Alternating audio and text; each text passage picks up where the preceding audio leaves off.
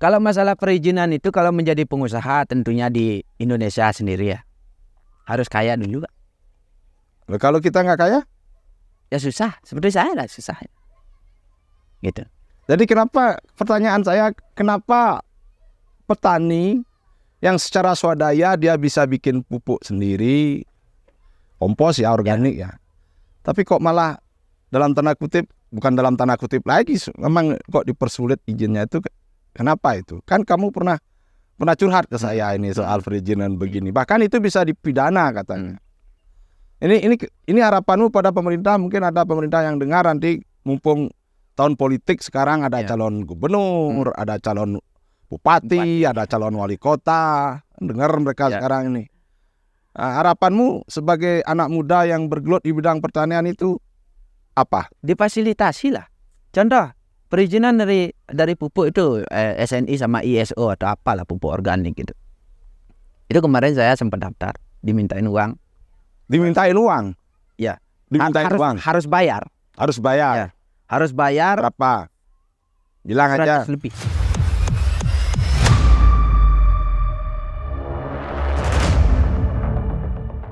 Om Swastiastu. Om Swastiastu. Rajeng pagi semeton penonton setiawan channel 57 dimanapun semeton berada. Kembali pagi ini Tiang bersama seorang petani pemuda. Beliau bernama Ikomang Edi Juliana, ya.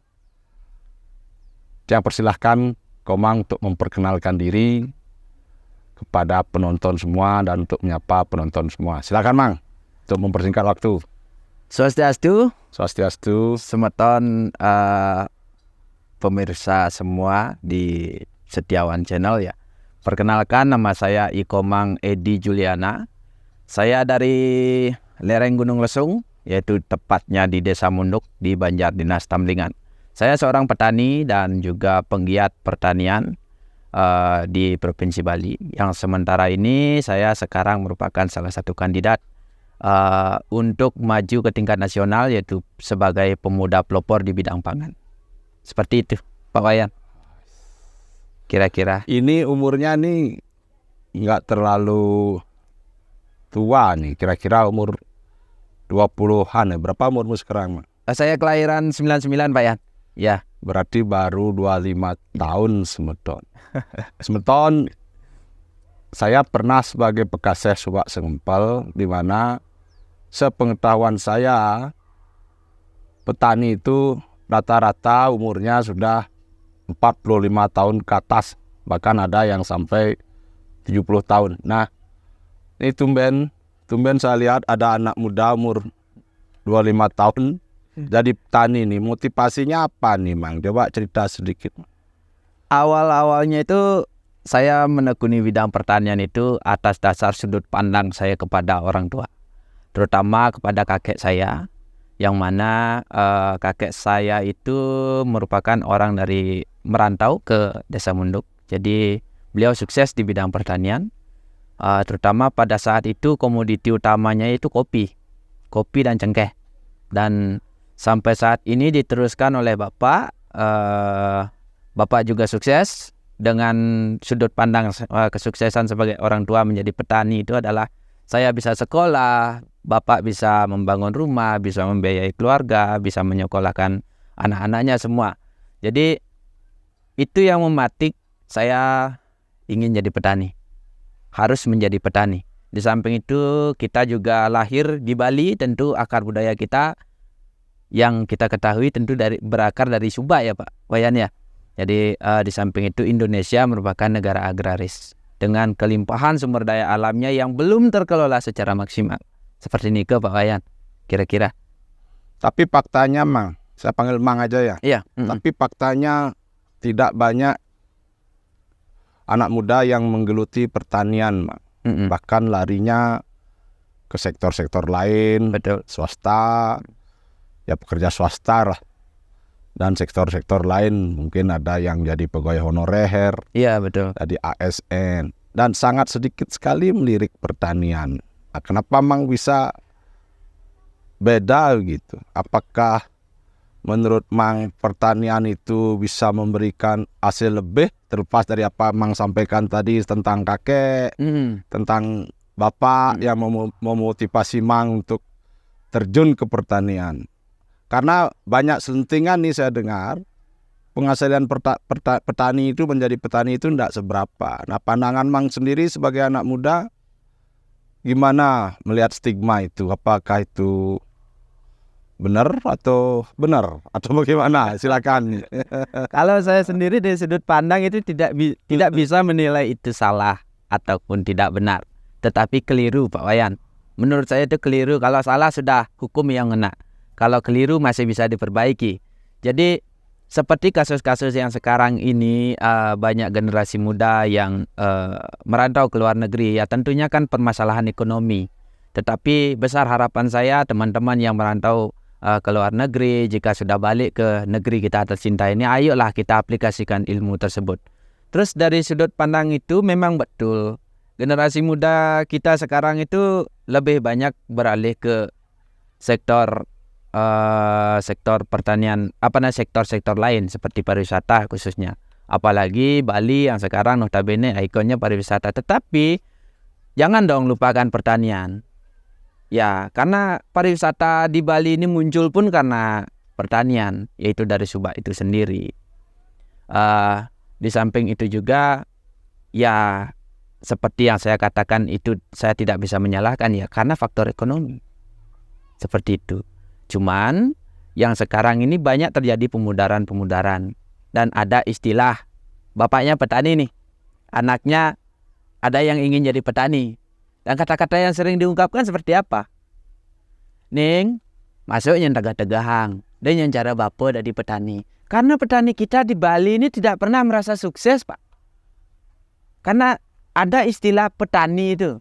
Dari suhu-suhu saya yang petani-petani terdahulu. Petani itu ada kepanjangannya. Bukan penyangga tatanan negara Indonesia. Tetapi penderitaan tiada akhir namun ikhlas, Pak. Petani. Penderitaan tiada akhir namun ikhlas. Ikhlas apa terpaksa? Ikhlas. Karena petani itu sudah dalam keadaan terpaksa, jadi harus diikhlaskan. Yes. Mang, ini mohon maaf ya Mang ya. Menurut Mang, keterlibatan stakeholder dalam hal ini pemerintah dalam menghadapi situasi pertanian di Bali itu bagaimana? Dalam sudut pandang seorang Mang Edi. Iya. Bagaimana menurut Mang? Kalau kita... Kan nih tambahin lagi kan ada nih dinas pertanian. Ya, betul. Ada nih program gubernur yang beginilah begitu. Nangun Satkerti Loko Bali gitu contohnya. Menurut Mang sendiri dalam sudut pandang Mang sebagai anak muda yang praktisi langsung nih. Saya tahu Mang juga bikin pupuk kan. Ini gimana nih menurut Mang? Dari pemerintah daerah maupun pusat, kembali lagi saya tidak bisa menyalahkan, dikarenakan dari sudut pandang Tiang juga pemerintah sudah berupaya dalam merangkul petani dengan cara-cara pembuatan kelompok tani dan yang lainnya ya. Misalkan kalau di peternakan ya pentingnya sekarang ada UPO, ada Simantri dulu. Tetapi dari kegiatan tersebut tuh sudut pandang dari pengentasan masalah itu yang sering tidak ada. Contoh seperti UPO atau Simantri yang sekarang banyakkan bubar, banyakkan bangkrut. Artinya banyakkan tidak terkelola dikarenakan ya satu misalkan masalah limbah. Jadi permasalahan kita ini di SDM-nya. Di SDM-nya itu petani itu tersendiri. Seperti itu.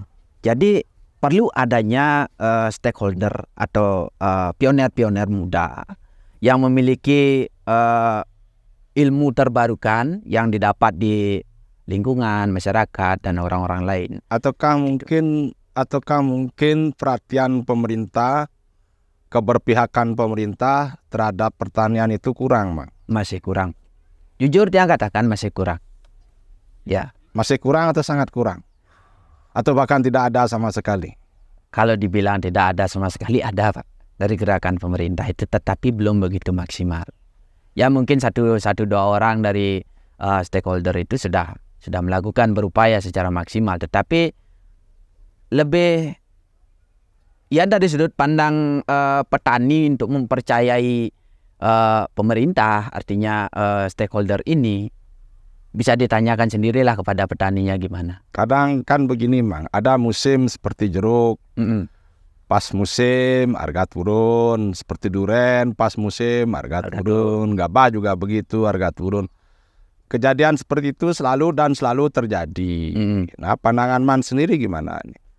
Kalau dari sudut pandang Tiang untuk mengatasi permasalahan itu di Bali, khususnya di Bali ya, dari segi pengolahan hasil panen itu belum ada Pak ya.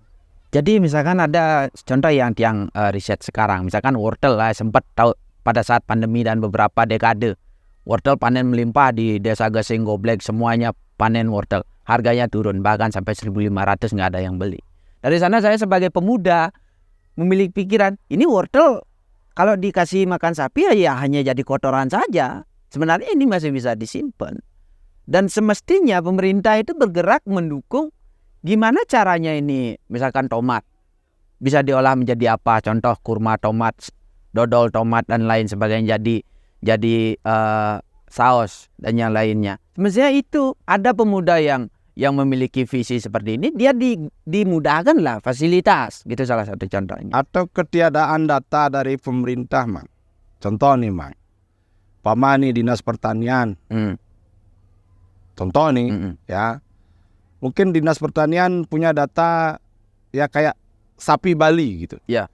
Berapa keberadaan sapi Bali di Bali, itu contohnya. Babi, gitu. Berapa populasi babi di Bali, gitu. Wortel gitu Mama. Yeah. Berapa kebutuhan wortel untuk di Bali. Atau mungkin karena saya melihat dalam sudut pandang saya, mungkin itu yang kurang Mang. Pemerintah tidak mengerti. Ya. Bahkan di setiap, ya ini kan pemerintahan kita kan dipilih by politik Mang ya. Jadi setiap 5 tahun sekali mungkin bisa jadi pergantian pimpinan. Betul. Atau apa. Jadi kepala dinas itu kadang-kadang tour of duty gitu. Jadi bukan the right man on the right position, sehingga mereka sendiri, beliau-beliau sendiri itu nggak mengerti permasalahan. Iya. Contoh nih, Kadis Pertanian nggak mengerti masalah pertanian. Kadis Peternakan nggak ngerti masalah pertanian. Kalau ditanya berapa jumlah sapi gitu, mah nggak bisa jawab. Iya. Berapa kebutuhan wortel untuk hotel-hotel di Bali, untuk pasar di Bali, nggak bisa jawab. Iya. Atau nggak karena itu, coba Mang buka aja, vulgar aja. Nggak usah, mohon maaf ya, nggak usah menyudutkan pemerintah, nggak usah bela pemerintah juga, tapi kita sampaikan apa yang harus disampaikan. Ya seperti itu kira-kira, menurut Mang gimana itu? Jadi kalau masalah perdata, kalau menurut saya sendiri data itu memang betul seperti yang Pak Yan sampaikan tadi. Sempat saya dulu menanyakan, berapa sih petani yang budidaya paprika? Berapa sih petani yang budidaya gini? Jadi di sini pengelompokan petani itu, yang diinginkan petani itu sebenarnya adalah jika dia nanam wortel, kepastian harga ada. Ya. Si penyalur ada, itu. Semestinya. Tetapi petani itu kadang-kala tidak fokus dia Pak. Bahkan peternak pun sama.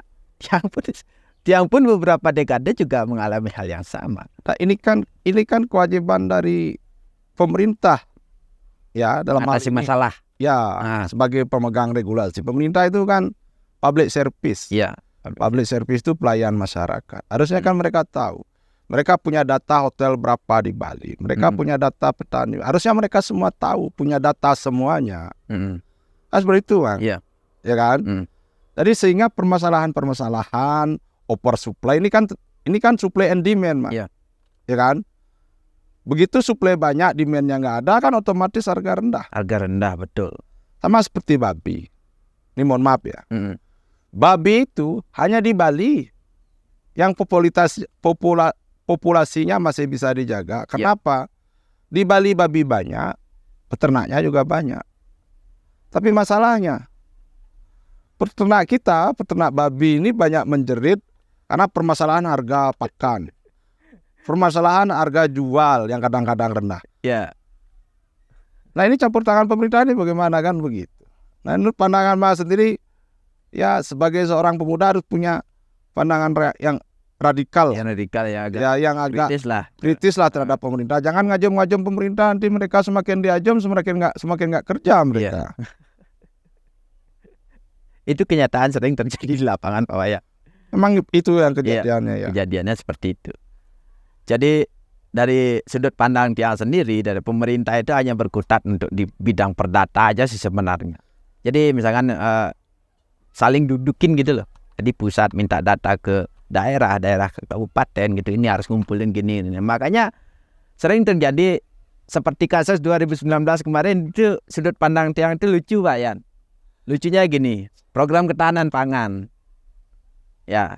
Jadi masing-masing desa itu membuat memberikan kepada masyarakat satu polybag kompos dan satu bibit. Dan pertanyaannya, apakah yang dikasih itu sudah pasti bisa merawat atau tidak?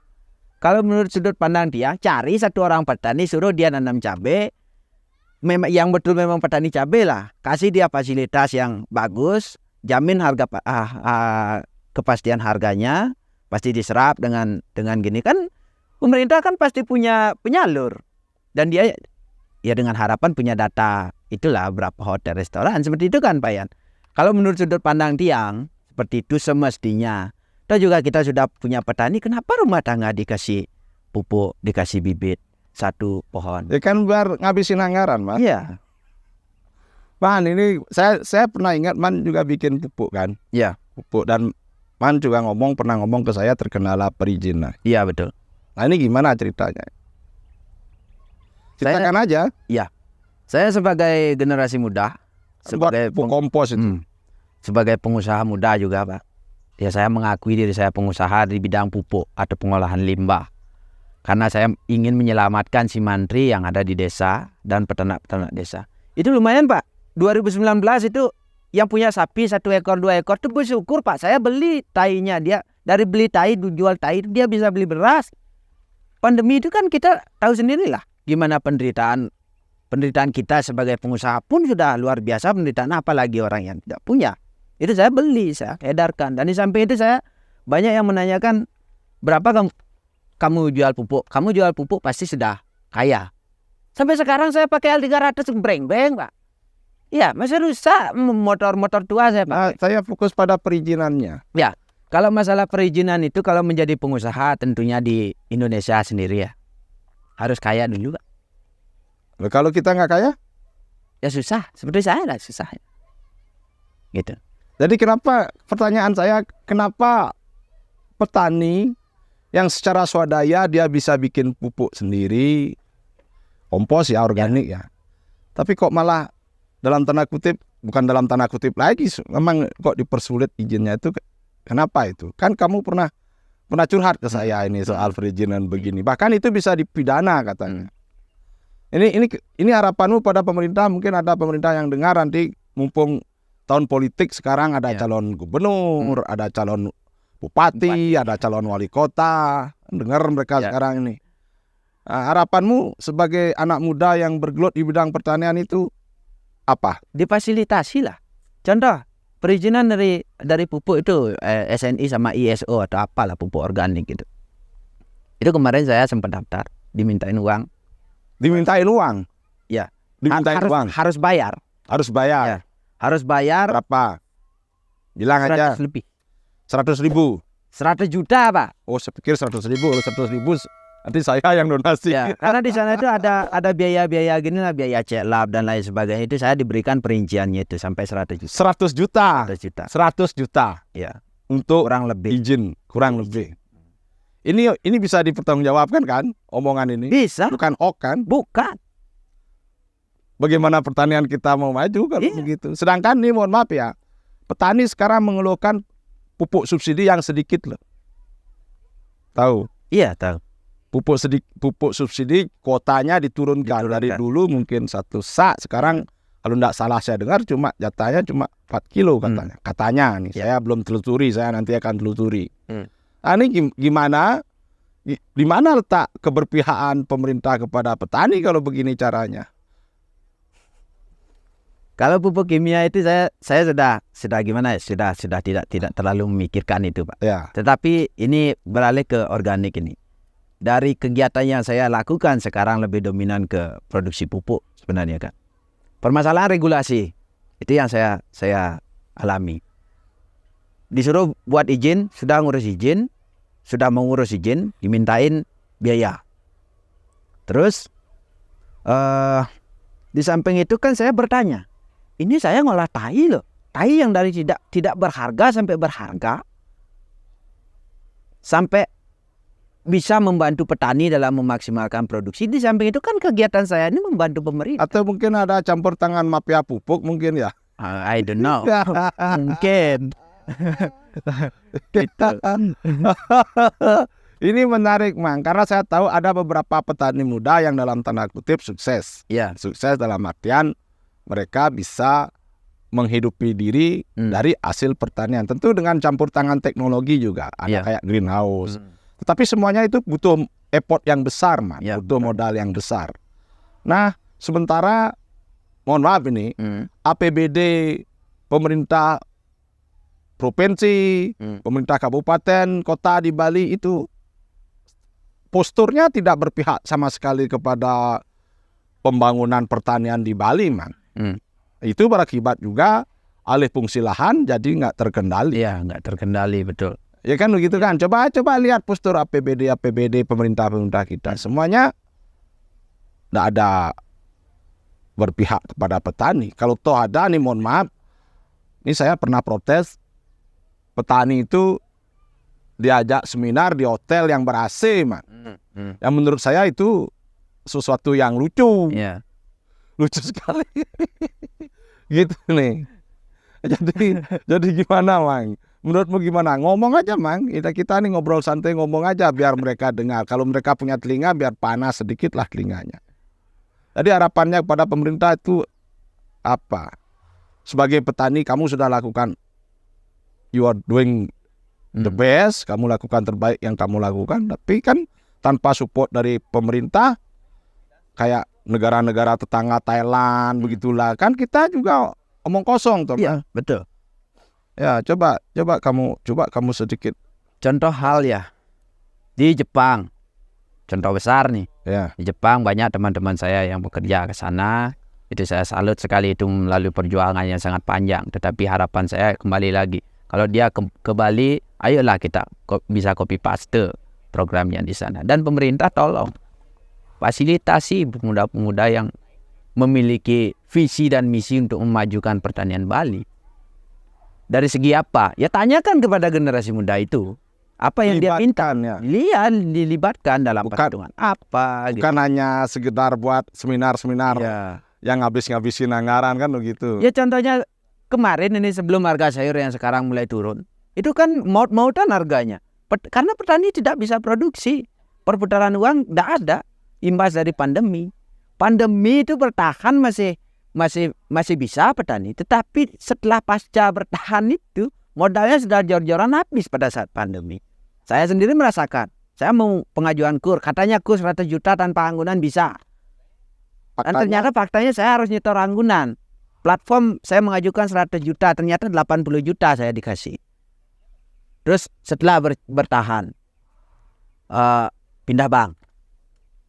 Setelah itu saya mengajukan lagi. Harus pakai anggunan. Atas nama orang tua. Terus setelah pandemi, merasakan dampak pandemi. Padahal pembayaran saya itu lancar per bulan. Saya berusaha terus membayar. Dan di samping itu kan juga, ya begitulah ruwetnya, gitu loh. Kalau itu diceritakan semakin panjang, Pak ya. Sebenarnya menurut saya itu gampang kok. Sebab subak itu terdata. Iya. Kayak di Bandung ada berapa subak itu terdata. Kalau program One Pilot One Product aja, saya pikir semuanya bisa teratasi. Kalau pemerintah dalam menyusun postur anggaran itu lebih berpihak kepada pertanian. Kan begitu? Iya. Nah, kalau seperti sekarang ya saya pikir jauh panggang dari api. Ya kita akan menunggu saat-saatnya kita menjadi demanding. Iya. Ketergantungan suplai dari luar kayak Jawa gitu lah umpama. Ana nih Mang, sebelum kita tutup Mang, nih harapan Mang kepada rekan-rekan sejawat Mang, terutama yang muda-muda, biar termotivasi untuk menggeluti dunia pertanian apa? Coba sampaikan kepada khusus teman-teman. nih, kita nggak usah lah mikir yang sudah lewat. Ya, Kita teman-teman seusiamu, mungkin yang lebih muda daripadamu, apa ini? Apa kata-kata motivasinya? Apa sarannya gitu loh? siap. Untuk teman-teman semua yang mungkin seumuran atau generasi muda ataukah yang masih adik-adik saya, ayolah kita jaga tanah Bali dengan cara kita menjadi petani. Di samping itu, berbisnis pertanian secara mandiri itu lebih lebih membuat kita leluasa untuk berkarya, untuk kita mengabdi kepada tanah Bali kita tercinta ini. Di samping itu, dengan menjadi petani, kita semua bisa menyelamatkan tergerusnya lahan-lahan pertanian di Bali yang sekarang kian masuk ke sawah, ke tegalan, bahkan ke pegunungan yang saat sekarang ini. Mari kita jaga tanah Bali kita dengan menjadi petani. Menjadi petani itu keren loh sebenarnya. Petani muda keren. Ya, petani itu keren loh semua sebenarnya. Karena petani adalah penyangga tatanan ekonomi negara Indonesia. Itu dibuat oleh Insinyur Soekarno. Sebagai pemuda kita tentu harus memikirkan masa depan diri kita, masa depan tanah kelahiran kita, masa depan negara kita. Seperti itu. Dan kepada pemerintah, Mang. Untuk kepada pemerintah, tolonglah dipermudah. Apapun yang diminta oleh generasi muda, terutama petani, walaupun itu petani tua dan lain sebagainya. Kalau dia mengajukan proposal dan lain sebagainya, tolong tanyakan dulu kepada petaninya apa yang dia inginkan, seperti apa, agar tidak terjadi berbagai ketimpangan, Pak Yan. Sebenarnya petani itu di Tegalan mengajukan proposal traktor rotari yang datangnya singkal. Biar nggak seperti itu. Memang traktor tapi berbeda spek. Jangan sampai seperti itu. Terus misalkan kalau ada bantuan turun ke Subak, ada mesin panen, mesin harvest, Combine harvester, itu semestinya disiapkan dulu orang siapa yang bisa operatornya. Sesuaikan juga dengan lahannya. Ya, sesuaikan dengan lahannya. Misalkan kalau lahannya sempit, ya harus yang kecil. Jangan yang gede, yang Yanmar berapa itu, yang 700. Kayak tank gitu. Kayak tank itu gitu. Nah, seperti Jadi itu. Jadi bantuan itu harus tepat guna. Ya, tepat sasaran. itu harus tepat sasaran dan tepat guna. Agar anggaran kita janganlah dihambur-hamburkan gitu aja sih, Pak. Ya. Oke, semeton. Demikian perbincangan kita siang ini dengan Komang Edi Juliana, seorang praktisi petani muda keren. Saya baca di bajunya. Memang jadi petani itu seharusnya memang keren, membanggakan. Mungkin perbincangan kita bisa kita lanjutkan lain kali ya, Mang. Siap. Karena Komang juga harus mengirim ini produk-produknya ke petani-petani lain, tidak mengganggu aktivitasnya. Demikian Tiang Wayan Setiawan dari Wayan Setiawan Channel 57. Kalau ada salah kata, mohon dimaafkan. Semoga perbincangan ini bermanfaat bagi kita semua. Ini selamat siang, Tiang Sinap Bantu Pramosanti. Om Santi Om. Rayu semeton sarang sami, sana durung ngajang dubun. Salam petani bertaring. Salam petani muda keren. Rayu.